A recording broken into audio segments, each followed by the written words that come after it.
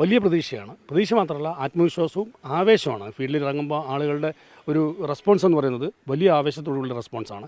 ഇത്തവണ ഈ ഇടത് കോട്ടയായിട്ടുള്ള മലമ്പുഴ ആ കോട്ട പൊളിച്ച് യു ഡി എഫ് ഇവിടെ വിജയിക്കും, വൻപിച്ച ഭൂരിപക്ഷത്തോടുകൂടി വിജയിക്കും. പ്രവർത്തകർക്കിടയിലൊക്കെ ആ ഒരു ആവേശം മനസ്സിലാക്കാൻ കഴിയുന്നു. തീർച്ചയായിട്ടും പ്രവർത്തകൻ്റെ പൾസ് മനസ്സിലാക്കിയിട്ടാണ് ഞാൻ പറയുന്നത്.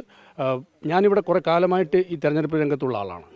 LDFൻ്റെ ഭാഗമായി നിൽക്കുമ്പോഴും പിന്നെ ഒരു മന്ത്രിയുടെ പി ആയിരിക്കുമ്പോഴും PS-ൻ്റെ പി ആയിരിക്കുമ്പോഴൊക്കെ തെരഞ്ഞെടുപ്പ് പ്രവർത്തനത്തിൽ ഇവിടെ ഞാൻ സജീവമായിരുന്നു. ആ കാണുന്ന റെസ്പോൺസ് എനിക്കറിയാം.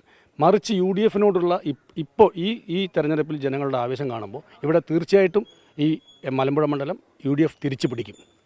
എന്ത് ഉയർത്തി കാണിച്ചായിരിക്കും വോട്ട് തേടുക? അപ്പോൾ LDF വിരുദ്ധത, സർക്കാരിൻ്റെ വിരുദ്ധതയൊക്കെയാണോ ഉയർത്തി കാണിക്കാൻ ഉദ്ദേശിക്കുന്നത്? സർക്കാർ വിരുദ്ധത മാത്രമല്ല, ഈ ജനങ്ങൾ ഈ CPMനെ ഏതാണ്ട് വെറുത്ത അവസ്ഥയിലാണുള്ളത്. കാരണം അത്രത്തോളം ധാർഷ്ട്യവും അഹങ്കാരവും. ഞാൻ നേരത്തെ ഇന്നലെ പറഞ്ഞല്ലോ, പാർട്ടിയെ സ്നേഹിക്കുന്ന ആളുകളും ഭരണത്തെ സ്നേഹിക്കുന്ന ആളുകളായിട്ട് രണ്ട് വിഭാഗമായിരിക്കുകയാണ്. അതിൽ ഭരണത്തെ സ്നേഹിക്കുന്ന ആളുകൾ ന്യൂനപക്ഷമാണ്.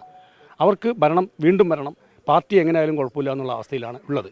പക്ഷേ ആ ന്യൂനപക്ഷത്തിനെതിരാണ് പാർട്ടിയെ സ്നേഹിക്കുന്ന ആളുകൾ. ഈ പാർട്ടി നന്നാവണമെന്ന് ആഗ്രഹിക്കുന്ന ആളുകളാണ് ഭൂരിപക്ഷം. ആ ആളുകളൊക്കെ എന്നെ പിന്തുണയ്ക്കുന്നതാണ് ഞാൻ വിചാരിക്കുന്നത്. അപ്പോൾ ഈ മണ്ഡലം തിരിച്ചു പിടിക്കാൻ കഴിയുമെന്നുള്ള ഉറച്ച വിശ്വാസത്തിൽ തന്നെയാണ്. തിരിച്ചു പിടിക്കുകയല്ല, ചരിത്രത്തിൽ ഒരിക്കലും ഈ മണ്ഡലത്തിൽ UDF വിജയിച്ചിട്ടില്ല. പക്ഷേ അത് മാറി മറിയാൻ പോവുകയാണ്. ഈ മണ്ഡലം UDF എടുക്കും. ഈ മലമ്പുഴ മണ്ഡലം UDF ഏറ്റെടുക്കും.